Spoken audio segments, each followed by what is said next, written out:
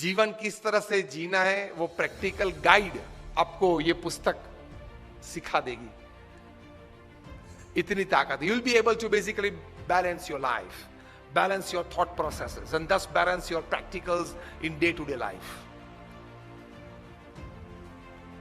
देखो, हम लोग सब सक्सेस को चाहते हैं, सक्सेस जीवन में हर प्रकार की सिद्धि हो, व्यक्तिगत जीवन में, पारिवारिक जीवन में, सामाजिक जीवन में, व्यावसायिक जीवन में, सेवा जीवन में, अध्यात्म जीवन में, सब तरह से हमको जीवन में सिद्धि चाहिए, हाँ या ना?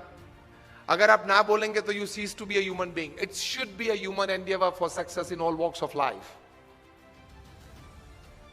हमारी गिनती सही नहीं है, रास्ता सही नहीं है। चाहिए तो है, we want, but we don't have the right strategy, we don't have the right ways to reach there. Attitude is one of the principal ways to reach there. अभिगम। इस पुस्तक में 3 विभाग हैं। जेफ केलर बताते हैं कि success first begins in the head, it begins with the thought process. So think right and think rationally. इसमें भी हम यही गलती करते हैं, we always think rationally, that is always we try to put logic behind our thoughts. There can be love and trust behind your thoughts as well. So think right, think rationally,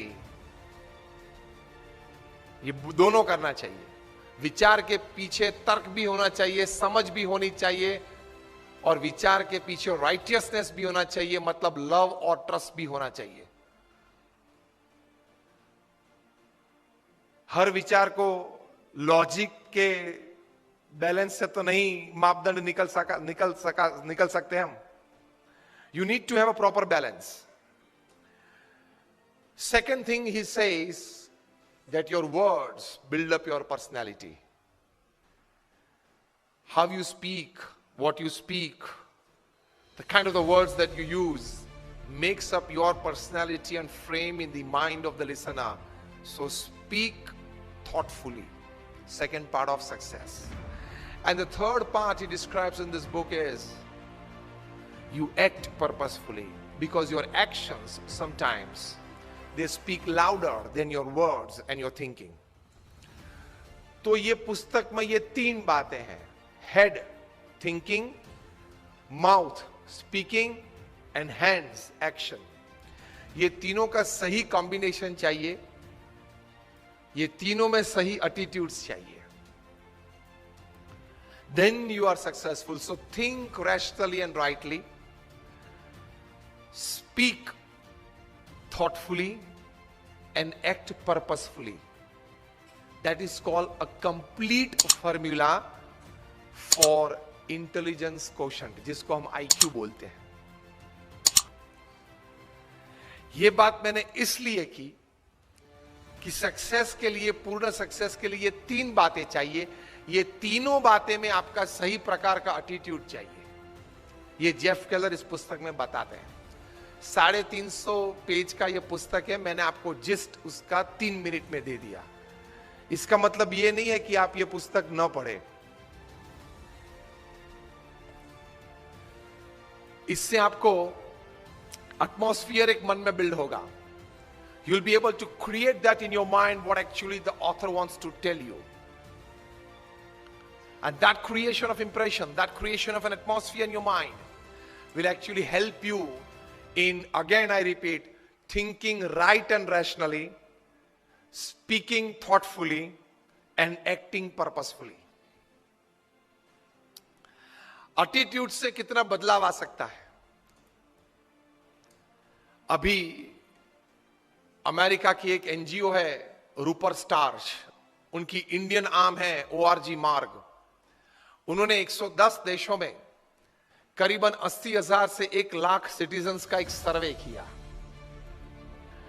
उस सर्वे में 7-8 मुद्दे थे। Basically the concept of this survey was how actually people are happy in life, what are the factors that actually make a person happy in life. जो points नक्की किए गए थे उसमें पहली बात थी the amount of money that a person has, जो हमारे मन में सामान्यतः ये बात है. Second, the amount of properties and status that a person has in society.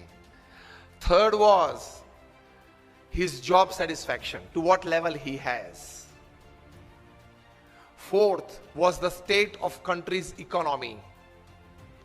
Fifth से थोड़ी personalization और socialization आता है.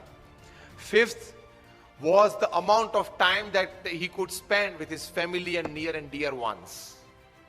Sixth, the amount of time that he could actually spend with his own self, with his own hobby and his own likings. Seventh, the role of religion and spirituality in his life. And eighth, the physical, mental and the emotional state of health that he enjoys in his life. आपको जान के ताज्जुब होगा कि इसमें the happiest people upon this earth were Indians. उसमें प्रथम चार बात में तो हमारा क्रमांक बहुत पीछे था. The amount of money that he has, हमारे से यूरोपियंस और अमेरिकन्स के पास ज्यादा पैसे हैं. The amount of properties and status that he has, the state of country's economy, his job satisfaction, ये कहीं मुद्दे में भारत कहीं पीछे था. लेकिन बाकी के जो तीन चार मुद्दे हैं उसमें भारत और भारतीय लोग कहीं आगे थे. उसमें आता था the amount of time he could spend with his family and friends and near and dear ones. Second was the role of religion and spirituality in his life. Third was the physical, mental and emotional state of health that he enjoyed. ये तीन चार बातें में भारत बहुत आगे था, इसलिए overall marking system में भारतीय आगे निकल गए. And they concluded in the report that Indians were the happiest persons upon this earth. तो अगली जो चार बातें उसमें मटीरियलिज्म, स्थूल भाव है. पिछली जो चार बातें हैं उसमें एटीट्यूड्स हैं और सूक्ष्म भाव है.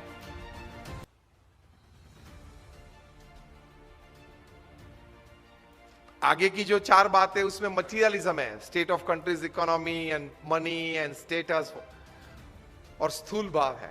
पिछली जो चार बातें उसमें ऐसा कोई स्थूल प्राप्ति नहीं है. It's just attitudes and thinking in your life.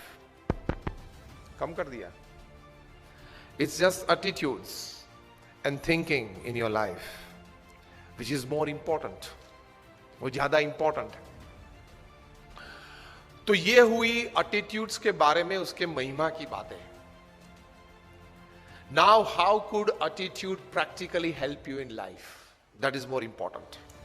मैं अच्छी अच्छी बातें किसी सद्गुण पे करूं, लेकिन आप तो ये जानना चाहेंगे कि उसके मुझे प्रैक्टिकल जीवन में लाभ क्या होगा. That is more important. मैं अच्छे अच्छे खाने की, भोजन की बातें आपको करूं कि गुलाब जामुन बनाए हैं, अच्छे परोठे बनाए हैं, सब्जी अच्छी है. आधे घंटे तक बात करूं, आधे घंटे के बाद आप क्या कहेंगे? कुछ परोस के सामने तो लाओ. ये जो मैंने 10 मिनट तक बात की, that was creating a platform and foundation of this great value called attitude. What great people have thought about it, what the survey in more than 110 countries of more than 1 lakh people have come out with. तो attitude की महिमा की बातें मैंने की. अब attitude की practical जीवन में जो लाभ है उसकी बात करना चाहूंगा. That is more important. How actually practically it helps in your life. तो पहली बात है, जीवन में अगर आपका एटीट्यूड मतलब अभिगम सही रहा, पॉजिटिव रहा, ऊंचा रहा मतलब हाई रहा, तो सबसे पहला प्रैक्टिकल लाभ यह है, you will be able to turn any unwanted situation, any negative situation,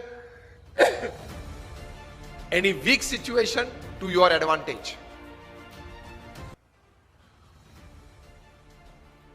परिस्थिति जीवन में कोई भी बनी, you will be able to turn that situation to your advantage. ये सबसे बड़ा लाभ, प्रैक्टिकल लाभ एटीट्यूड का।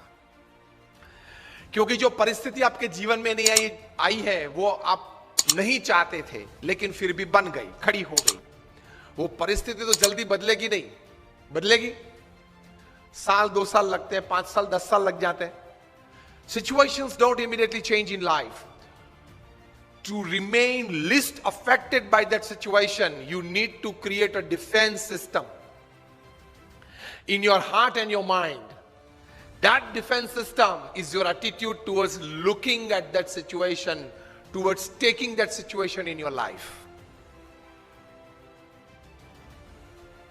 हम सब मच्छर को तो मार नहीं सकते हैं, ऑल आउट जलानी पड़ती है और मॉस्किटो नेट डाल के सोना पड़ता है। It is better to create a strong defense system than to create a better or trying to create a better attack system when it comes to personal lives. तो attitude से सबसे पहला लाभ यह है, any situation that happens in your life, it can create the minimum damage in your life.